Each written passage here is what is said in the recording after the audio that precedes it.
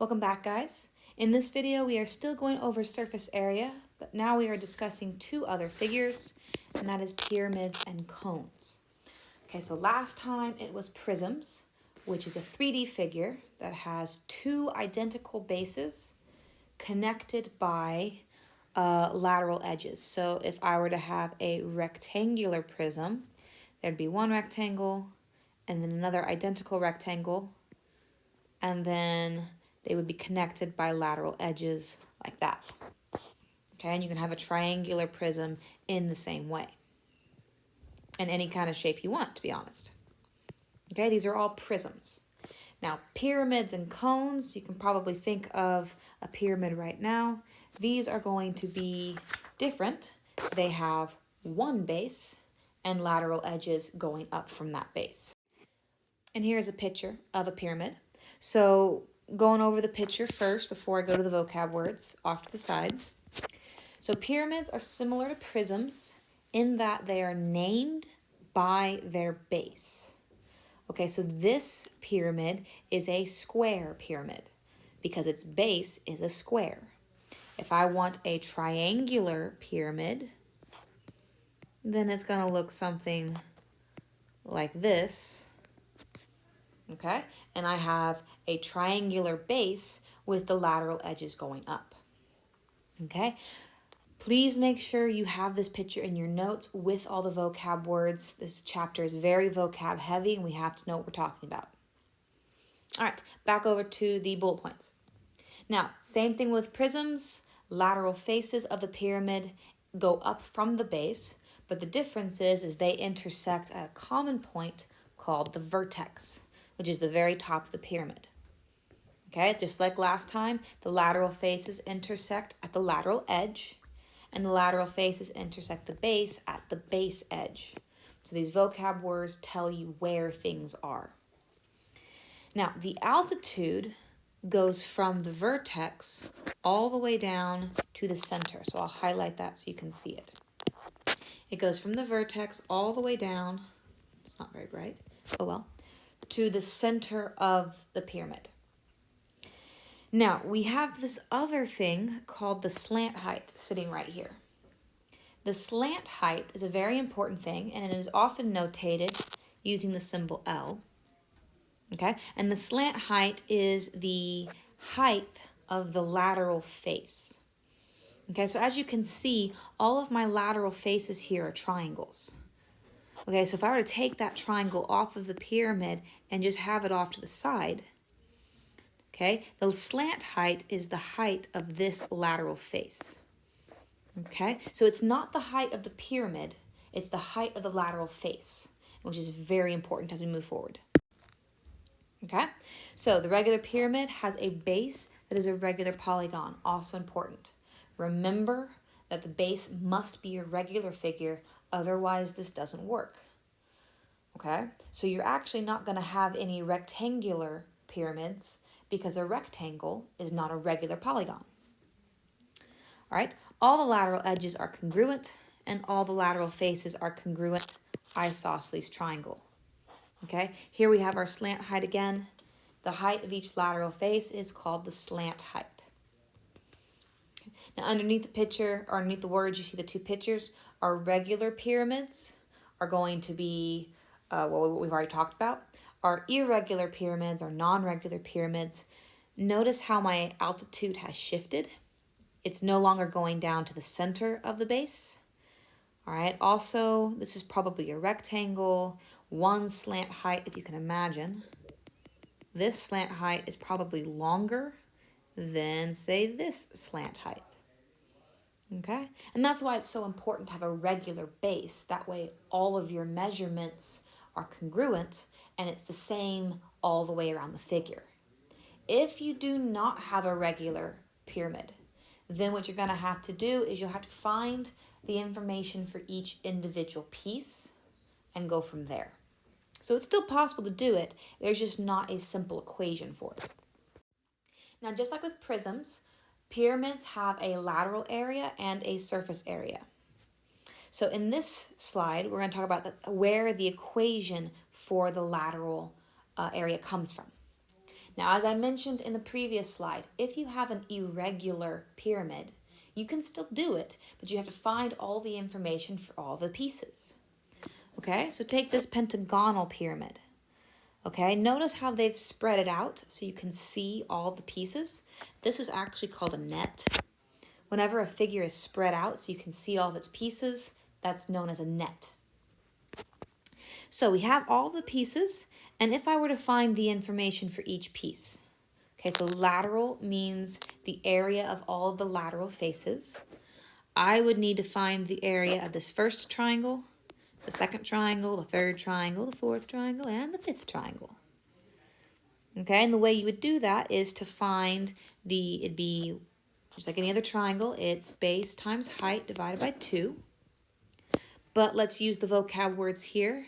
They're asking S for base, and then the slant height symbol for the height. Okay, so this is my new equation. It's not really new, we just replaced the variables. And that's what's happening over here. Okay, 1/2 times the slant height. This is the area of the first lateral edge or face. Second lateral face, third, fourth, and fifth. Okay, if you rearrange this, what happens is you end up getting 1, 2, 3, 4, 5 side lengths. Okay, well, adding up all your side lengths is also called the perimeter, and that's where this equation comes from.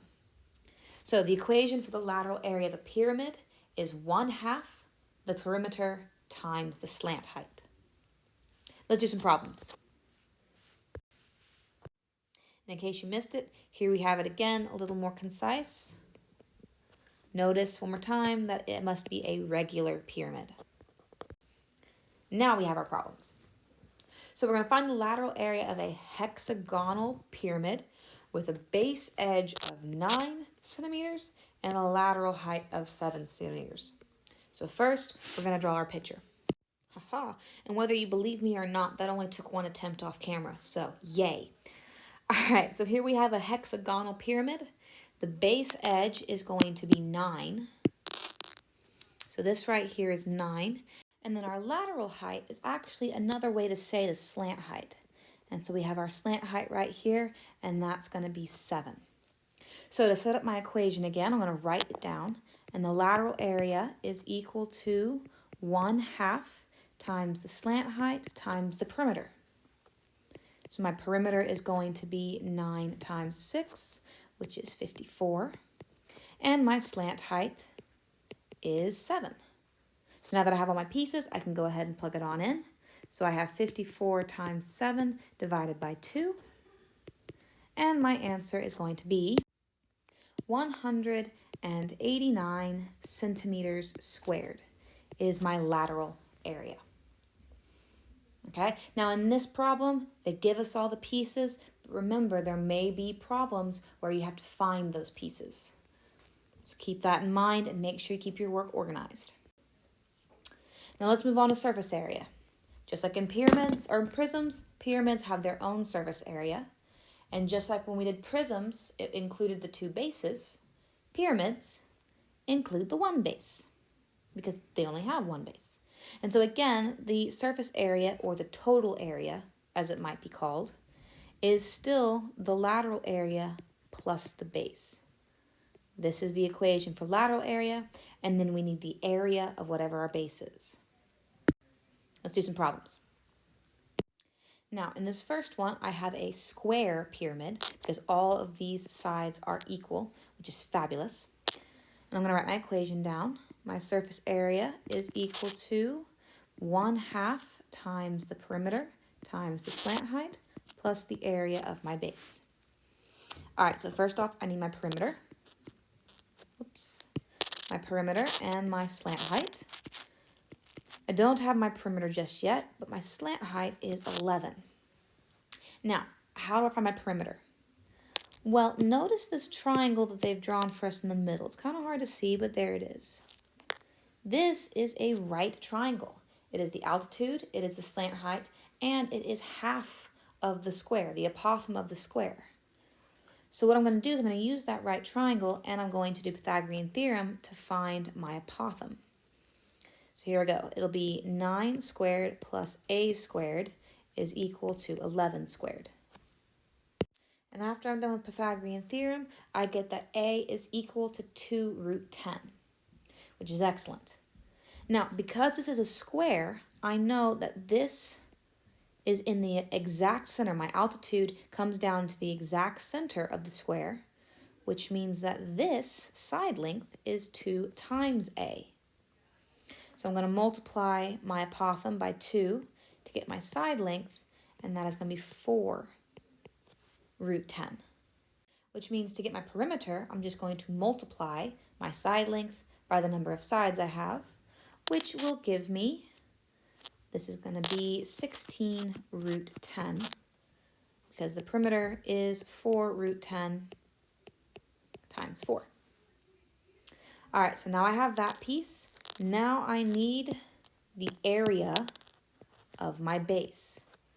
Now because this is a square, it's just going to be base times height, which is my side length times itself.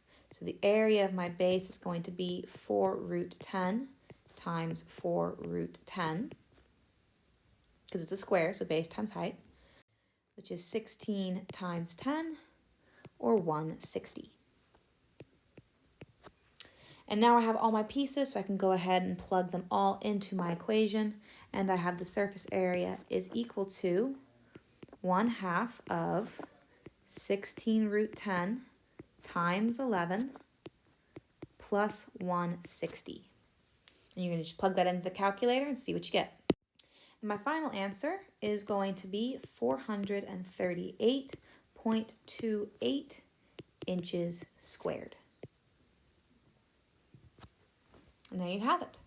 Go ahead and round to the 100th for right now, unless told otherwise. Just follow the instructions on these. Okay, so almost all of your surface area, lateral areas are going to have a decimal, unless told otherwise. So keep that in the back of your mind if you're wondering how to finish your problem. All right, you guys go ahead and do the next one. When the video plays again, you'll see it. All right, so we're not entirely done, but I'm going to pause here and make sure that we understand what's going on. So first thing I did was I wrote up my equation and I listed out my pieces. Now this one gave us quite a few pieces. It gave us the slant height and it gave us the side length, so we could easily find our perimeter. Now the base was a different matter. The area of the base, I actually pulled the picture off to the side, because we got to use the base to find our area. So I know this is an equilateral triangle. And the reason why I know it's an equilateral triangle is because it must be a regular figure in order for this equation to work. So that means all 3 of my sides are going to be 6, 6, and 6. Okay, all 3 of my sides are going to be the same length. What I need in order to find the base, or the area, is the base times the height divided by 2. Now I have my lowercase b, I have my small base, that's 6, but I need my height. And so I drew my altitude. And because it's an isosceles, actually it's an equilateral triangle, but because all the sides are the same, that means it bisected this base. And that's how I got 3 for my small side length. After that, it's just Pythagorean theorem to get the height. And then once you have the height, you plug all of your information into the equation for the area of the base and solve for the area, which is 9 root 3. And that's the final piece that we needed before we get to our surface area equation. Now I have all my pieces, I can plug them all into my equation. And I have surface area is equal to 1/2 18 times 8 plus 9 root 3. And this you can just plug straight into the calculator. And when you do plug it into the calculator, you get that the surface area is equal to 87.6. Or actually, so we don't round early, let's say 87.59 and round to the 100th. And of course, feet squared. All right, so these problems, they are going to take a little bit of work.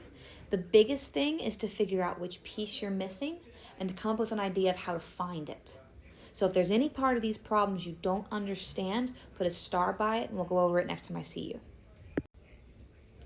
Now, cones. Just like how cylinders related to prisms, cones relate to pyramids. It is a pyramid with a circular base, which means the vocab words are going to stay very similar to each other, and the equations are going to remain very similar to each other.